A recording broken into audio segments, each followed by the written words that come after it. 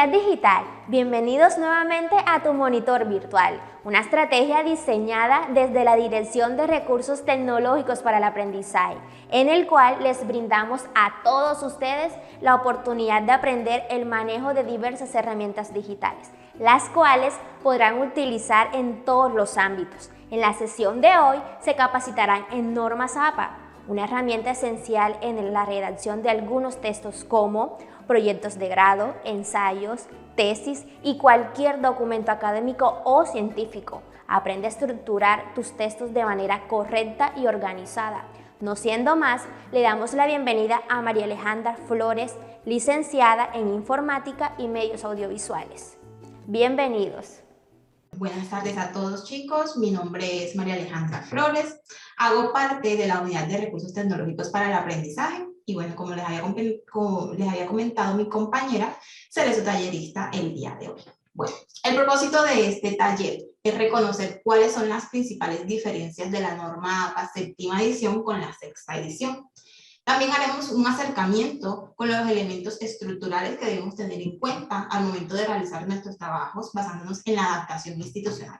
Y finalmente, pues haremos como un pequeño ejercicio para poner en práctica lo aprendido. Algunos se preguntarán, ¿qué son las normas APA o para qué sirven?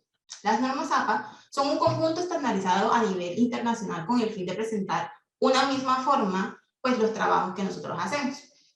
No existen solamente las normas APA. También encontramos pues, las normas INCONTEC, las normas IEEE, están las Vancouver, entre otras muchas que quizás ustedes ya conocen. Institucionalmente, para preservar la producción intelectual y que esta información vaya al repositorio y a las colecciones, pues debe cumplir ciertos lineamientos y ciertos requisitos para la presentación de los trabajos. Para ello, voy a aquí un momentito a acceder a la biblioteca virtual. Esta es la pantalla principal de la biblioteca. Entonces, aquí en la parte de recursos, aprendizaje y para la presentación de trabajo, ustedes van a encontrar todos los bosquejos de trabajo de grado, pues depende de la modalidad también. Van a encontrar la plantilla institucional, pues para cuando los requieran hacer una exposición o cualquier documento pues, que lo necesiten. También encuentran el bosquejo de trabajos académicos, que ya esto es una gran guía para ustedes, para sus trabajos. Una introducción y cómo serían pues, los niveles, los encabezados. Y también encuentran pues, el instructivo ya adaptado y basándose pues, en los lineamientos institucionales. Esto pues solamente pues, si quieren ustedes revisarlo en algún momento. La séptima edición está vigente desde el año 2019, pero se ha empezado a utilizar desde finales como del año 2020 y la adaptación institucional se aplicó pues, desde el presente año. Veamos un poco cuáles son esas principales diferencias entre la sexta edición y la séptima edición. La principal diferencia que podemos destacar es que con la séptima edición ya no necesitamos buscar la ubicación geográfica de la editorial. Anteriormente, pues, era una información un poco, pues, tediosa de encontrar. Entonces, la referencia iba el apellido, iba la inicial del nombre, el año, el título de la publicación en cursiva, luego sería la ubicación geográfica y finalmente el nombre de la editorial. Con la séptima edición, ya esa ubicación geográfica se eliminó y continuamos con el número de la editorial. Entonces quedaría de la siguiente forma. Se utiliza o se pone el apellido del autor, las iniciales, el año, el título de la publicación, el número de la editorial de la publicación y finalmente el nombre de la editorial. Una segunda actualización importante es que las referencias a los sitios web anteriormente pues debíamos poner como recuperado de más la URL. Entonces, anteriormente, en la sexta edición, se ponía el apellido, la inicial del nombre, el año de la publicación, el título de la publicación, el nombre del sitio web, y luego de eso se ponía recuperado de más la URL. Con la séptima edición, esta información se suprime y quedaría de la siguiente forma. El apellido del autor, la inicial del nombre, la fecha de publicación, el título de la publicación, el nombre de la URL, el nombre del sitio web, perdón, y se continúa con la dirección URL, quedando más o menos de esta forma. Con las normas APA de la sexta edición, a partir de 8 autores en adelante se aplicaba una regla, la cual consistía en que de 8 autores en adelante se ponía 6 puntos suspensivos después de los 6 primeros, se omitían el resto y se ponía el autor, el último autor. Entonces quedaba apellido, nombre inicial del primer nombre, y así sucesivamente con los 6 primeros. Luego el restante se omitía y se añadía el apellido y la inicial del último autor. Con la séptima edición, las fuentes con 21 autores o más deben incluir los 19 nombres primeros, los iniciales, se pone 3 puntos suspensivos y al final se incluye el apellido y la inicial del último autor, quedando de esta forma. Para 20 autores se ponen los apellidos y las iniciales de los nombres de los 20 autores. Con 21 autores en adelante se aplica la norma. Se utiliza el apellido y la inicial de los 19 primeros, se añaden los 3 puntos suspensivos y se pone el apellido del último autor. O sea, si hay 30, se ponen los 19 primeros y luego el apellido del último, del número 30, pues en la última opción. Seguido va el año, el título, todo lo que ya hemos mencionado anteriormente. Para trabajos desde 3 o más autores, se puede añadir la abreviatura et al, desde el primer autor. ¿Qué quiere decir esto? Desde la primera cita. ¿Qué quiere decir esto? Que se añade el apellido y otros, y ya ahí se sabe que son más de 3 autores los que están en esa misma fuente cuando se cita. Quedaría de esta forma. Esto con la séptima edición. Para una cita entre paréntesis, apellido del primer autor, et al más el año. Este es un ejemplo. Anteriormente, con la sexta edición, de 3 a 5 autores, pues en la primera cita de nuestro párrafo se añadían los autores de todos, o sea, se añadían los apellidos de todos los 5 autores y el año de la publicación. Para una segunda cita de ese mismo texto, ya ahí sí se hacía la abreviatura y solamente se ponía el apellido más et al, que significa y otros, y luego el año de la publicación. Vamos aquí a abrir este enlace. Les voy también a pasar, les voy también a pasar este enlace para que ustedes en algún momento lo revisen si desean. Y aquí van a encontrar, por ejemplo, porque si vieron anteriormente, les voy a volver a mostrar. Esta cita va un solo apellido y va más et al y el año. Y en esta se encuentran los 2 apellidos. Entonces, aquí en ese enlace que yo les acabo de pasar, van a encontrar de qué forma o en qué momentos se añaden los 2 apellidos, en qué momento se añade el primer apellido, en qué momento se añade el apellido y el guión y otra vez el apellido. Entonces, ahí en ese enlace van a encontrar pues cómo deberían citarlos. Para la séptima edición, encontramos que nos dan una gran variedad de opciones que incluyen todas estas que están aquí. No sé si recuerdan, pero anteriormente todo siempre se hacía con Arial 12, pero también había otras opciones que casi nadie utilizaba.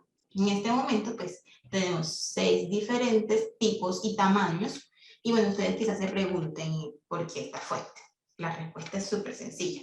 Se escogen esta fuente porque son las más legibles a la hora de leerlas tanto en digital como impresa. Y ustedes ya pueden escoger la opción que más les guste, que más les llame la atención, o quizás que su profesor pues les requiera utilizar. Vamos a ver este pequeño videíto donde revisaremos las medidas a utilizar en cada margen. Entonces, primero nos vamos a disposición, luego nos vamos aquí a la sección de márgenes y nos vamos a configuración de márgenes. Luego, en la parte superior, inferior, izquierdo y derecho vamos a poner 2,54, que es el estándar. en un tamaño carta. Y ya ahí queda configurada nuestra hoja en caso dado de que vayamos a hacer un documento desde cero. Recordemos que tenemos el bosquejo institucional y ya esto viene por defecto en ese bosquejo. Esto es en caso dado de que ustedes lo necesiten hacer desde cero. Bueno, para el interlineado, la sangría y los párrafos, también vamos a ver este pequeño video. Y aquí pues realizaremos la alineación de los párrafos. Tenemos varias opciones de realizar esta alineación. Sin embargo, quiero hacerles una aclaración. Las normas APA estipulan que la alineación debe ser a la izquierda, pero las instituciones son pues libres de hacer como pequeñas adaptaciones. Entonces, institucionalmente, pues siguiendo los lineamientos institucionales, se hace la alineación justificada. Por eso quizás cuando ustedes vayan a buscar información diferente al instructivo institucional, van a encontrar que la justificación, o que la alineación más bien, es hacia la izquierda. Institucionalmente se aplica justificada la información, pues los textos, los párrafos. Entonces aquí, alineación justificada, se aplica la sangría, pero esta sangría está... Sangría en primera línea en 1.27. Ese es el estándar. El interlineado es a 1.5 y este espaciado que ustedes ven aquí con 8 puntos, debemos añadir 0 puntos. ¿Por qué? Porque esto nos permite quitarle este espacio que se ve aquí entre párrafos. Este espacio no debería ir, todo debe ser continuo. Le añadimos un 0 y simplemente le damos en aceptar.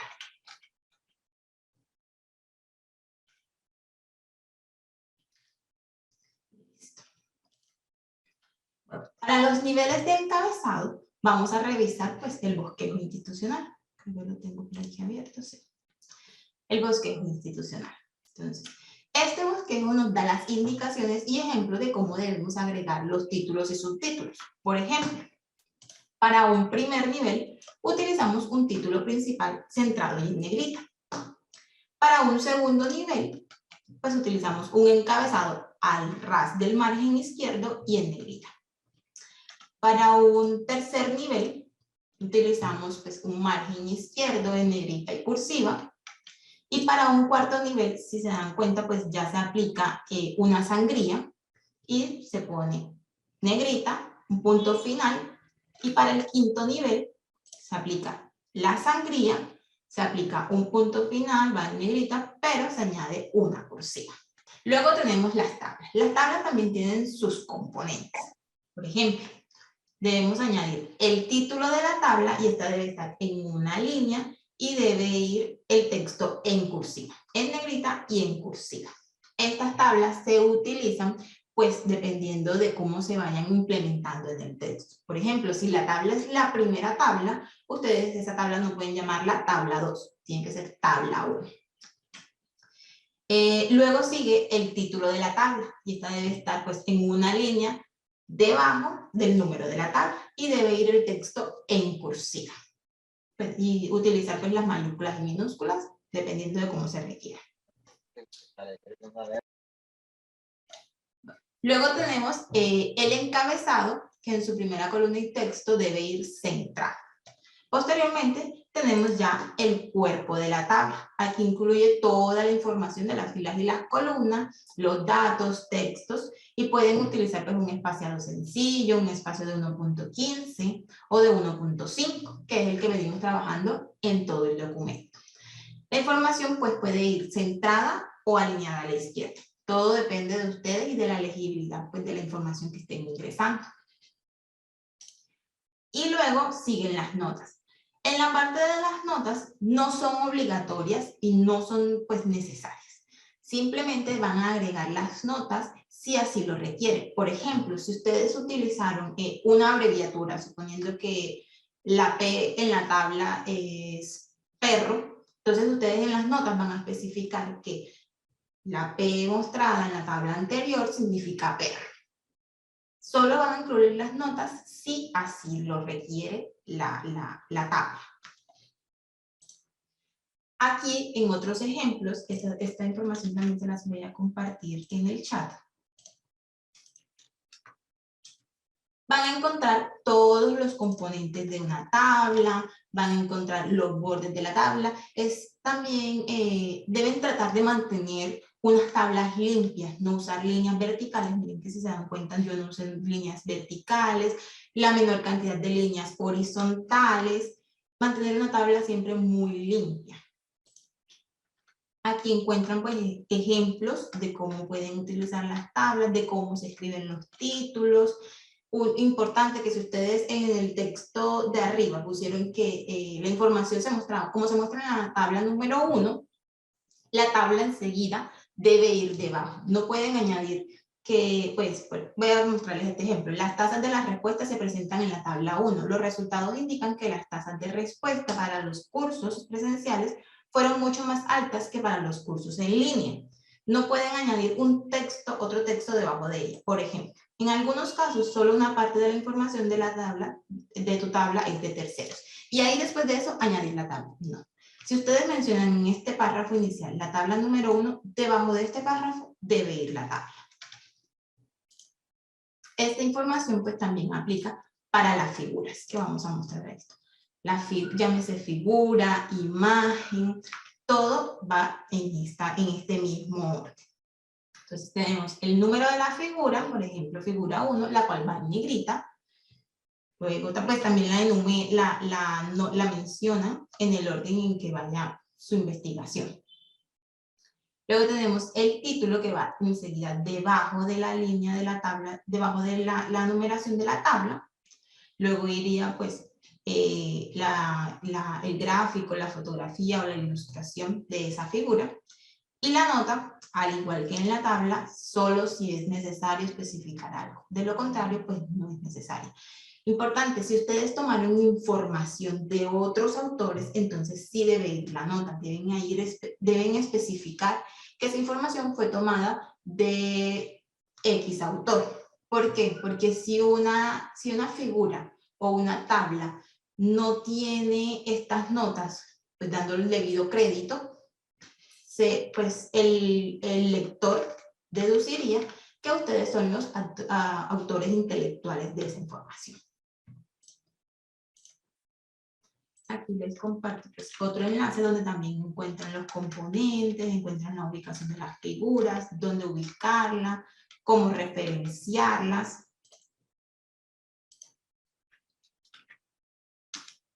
Aquí les mando otro enlace.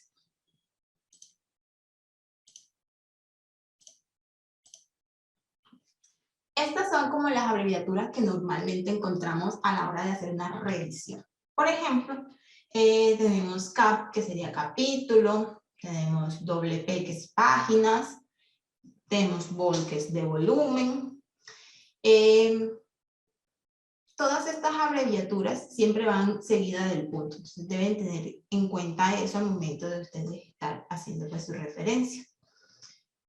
También la encuentran ahí mismo pues, en el enlace, aquí mismo en el enlace ustedes se van a estilo abreviaturas y aquí pues encuentran muchas más. Y los ejemplos de cada uno.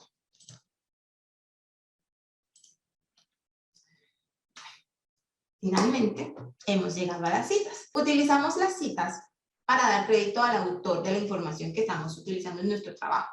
De lo contrario, pues estaríamos plagiando la información. No sé si algunos saben, pero institucionalmente pues manejamos un programa por el cual pues se pasan casi todos los trabajos y ahí se detecta si el estudiante ha citado o ha otorgado el debido crédito o no.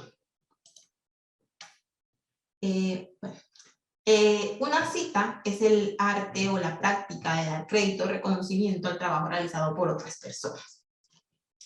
Las normas APA utilizan el sistema de autor, fecha y entre paréntesis, página o párrafo. Esta es la estructura básica para citar. ¿Qué deben tener en cuenta cuando ustedes estén haciendo su trabajo? Deben tener en cuenta no hacer una subcitación, que es el uso de utilizar pocas citas, porque esto puede ocasionar que su trabajo se vea plagiado. O la sobrecitación, que es, en el primer párrafo pongo a Sánchez, y en el segundo párrafo nuevamente cito a Sánchez desde el mismo tema, de la misma fuente. No. Ustedes sí pueden utilizar, por ejemplo, que aquí venga, en el primer párrafo venga Sánchez y en el segundo venga Sánchez 2019 o Sánchez B. Ese tipo de cosas sí son válidas. Este esquema que estamos viendo en pantalla nos resume como de manera concisa la forma en la que citamos. Podemos hacerlo ya sea de manera directa, que sería cuando tomamos una idea textualmente, cuando copiamos y pegamos, o una cita indirecta, que sería la parafraseada, que es cuando tomamos como pequeños fragmentos del texto, ya sea para reafirmar una idea, para comparar algunos detalles, o entre otros aspectos. Dentro de las citas directas, tenemos las citas cortas, que son aquellas que tienen menos de 40 palabras. Esa cita que copiamos y pegamos y apenas alcanza a llegar a las 40 palabras. Y tenemos las citas en bloque, que son esas que son ya un párrafo más extenso, que van más de 40 ideas, y estas a su vez, tanto las cortas como en bloque y las parafraseadas, se dividen entre narrativas y parentéticas. Entonces, vamos a revisar pues cada componente de ellas. Bueno, las citas directas, como lo mencionaba, son las que se reproducen textualmente las palabras del autor. Entre las citas cortas debemos tener en cuenta lo siguiente para poder citarlas. Deben agregar comillas al texto que ustedes están copiando y pegando. No pueden insertar puntos suspensivos o puntos adicionales que no estén dentro de la cita. Y deben incluir pues siempre la cita completa. ¿Cómo sería esto?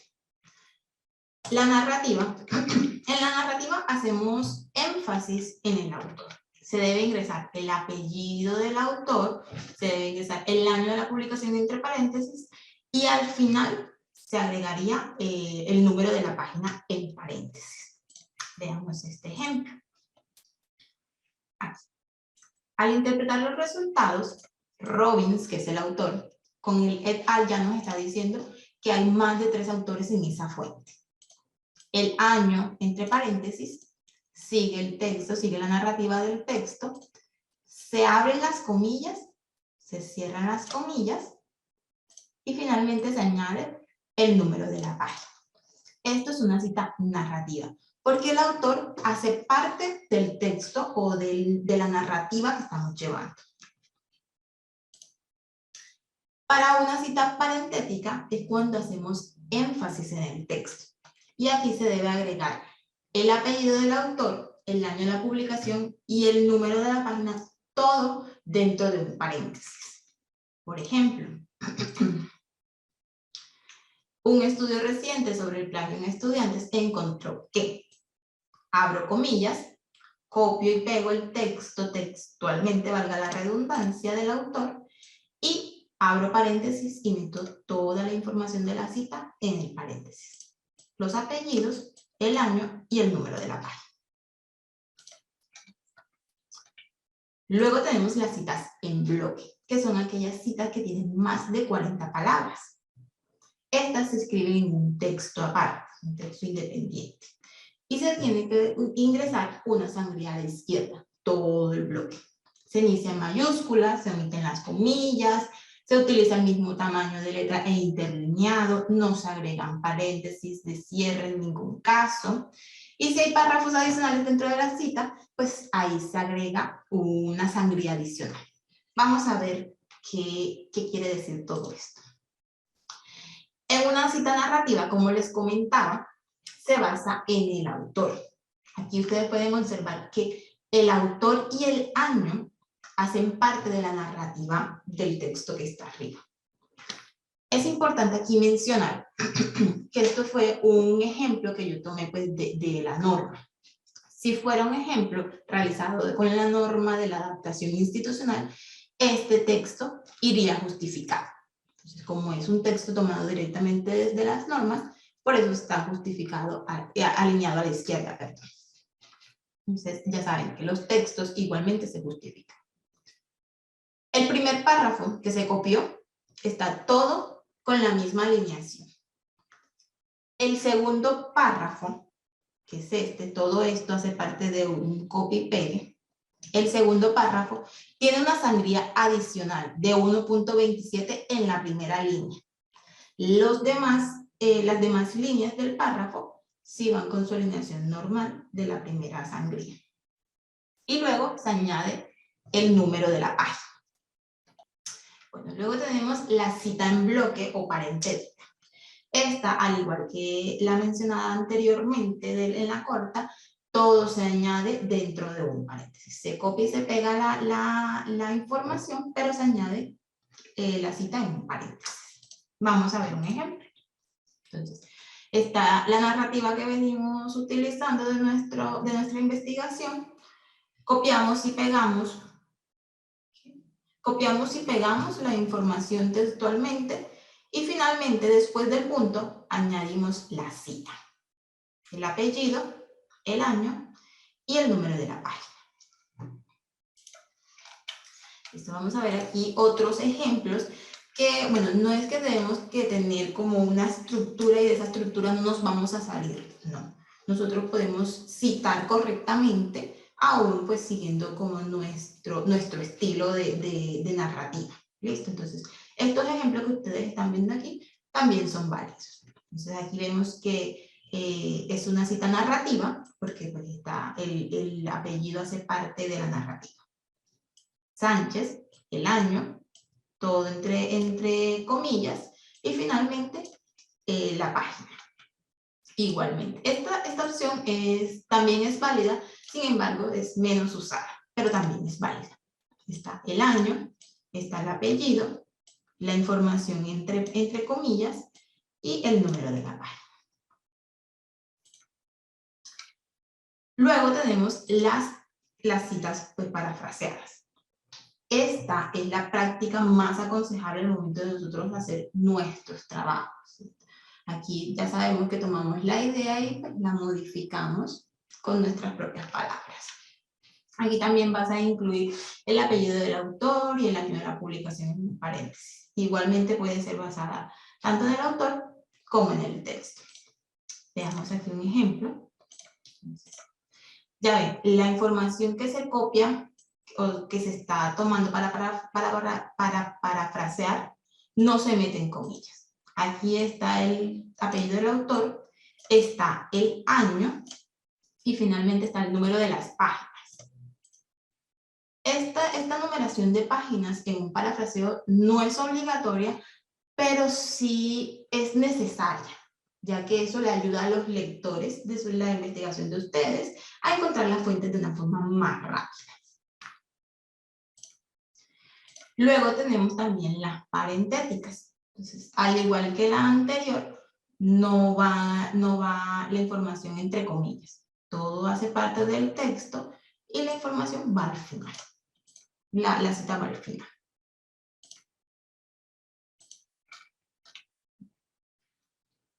Una vez que el trabajo ha sido citado, pues ya no es necesario repetir la cita siempre en el contexto de la escritura. Por ejemplo, ustedes están parafraseando algo y arriba mencionan el apellido y el año de ese autor.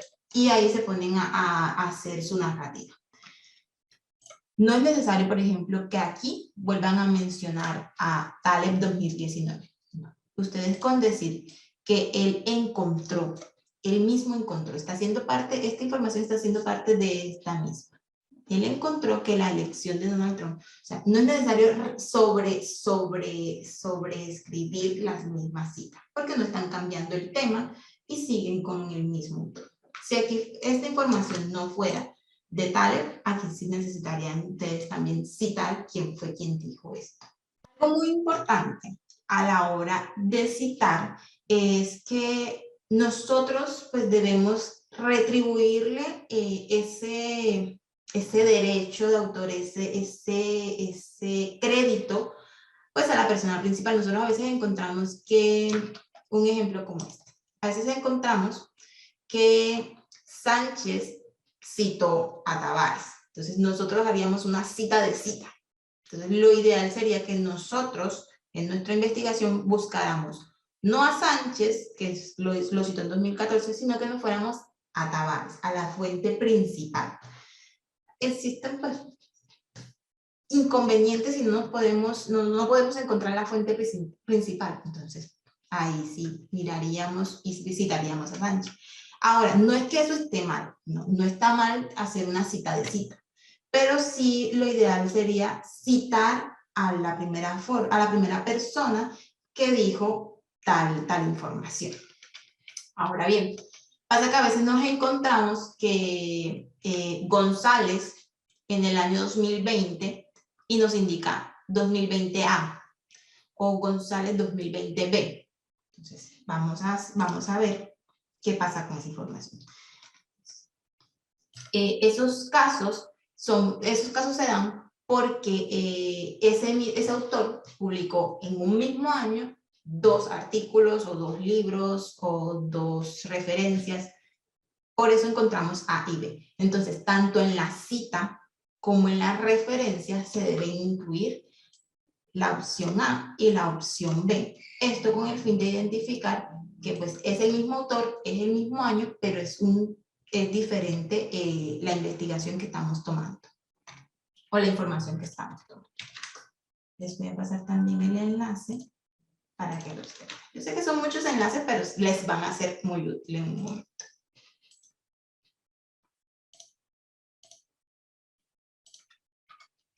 Finalmente, ya llegamos a las referencias. Entonces, esta es como la estructura elemental de las referencias. Entonces, es muy importante que ustedes nunca incluyan autores o referencias que no hayan utilizado en su documento. La lista de referencias se organiza de manera alfabética y debe estar compuesta por una sangría francesa. También, como lo ven, esta incluye la información del autor, que es quién es el responsable del autor, incluye la fecha de cuándo se publicó ese trabajo, incluye el título, cómo se llama el trabajo, y finalmente la publicación, que es donde puedo encontrar ese trabajo. Esta se vería de esta forma. Así se deben ver pues todas las referencias. La sangría francesa o sangría colgante es esto que está aquí. Ya no se incluye la sangría en la primera línea, sino que se incluye de la segunda para abajo. Aquí pueden encontrar también más ejemplos. Con la nueva actualización o con las normas APA séptima edición, ustedes encuentran un montón de ejemplos de todo tipo. Encuentran de libros, incluso encuentran de redes sociales. Ya ustedes pueden ahí citar posts de Instagram, Reels, posts de Twitter, todo lo pueden citar. Entonces, aquí encuentran muchísimos ejemplos. También recordemos que, bueno, existen muchos procesadores de texto que podemos utilizar, pues el más conocido es Word, y también existen muchos gestores que nos ayudan o que nos facilitan este proceso, como este que estamos viendo a continuación. Pero, ¿por qué es importante que ustedes conozcan la norma? Porque estos gestores, pues, no son lo suficientemente confiables, como todo.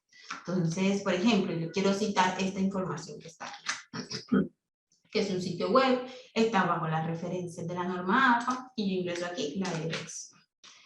Aquí en más tipos, ustedes se encuentran o ustedes seleccionan el tipo de fuente que van a utilizar. Si es un video, si es un artículo de revista, un libro, ya encuentran más. Si es un capítulo, si es un comentario de alguna red social, todo depende de lo que ustedes estén utilizando. Listo, entonces me voy a ir atrás. Voy a pegar aquí la información y me voy a la cita. Aquí me está arrojando la cita o la referencia. La abro. Porque les decía que es importante que ustedes sepan la información o de cómo se referencia. ¿Por qué? Porque miren que aquí está Sánchez, está el año, y me arroja pues también el año el día y el mes en el que fue publicado, y eso no lo necesito. Encuentran el título y encuentran el recuperado. Esa información no la necesitamos también. Entonces, esto solamente es una ayuda como para facilitar el proceso.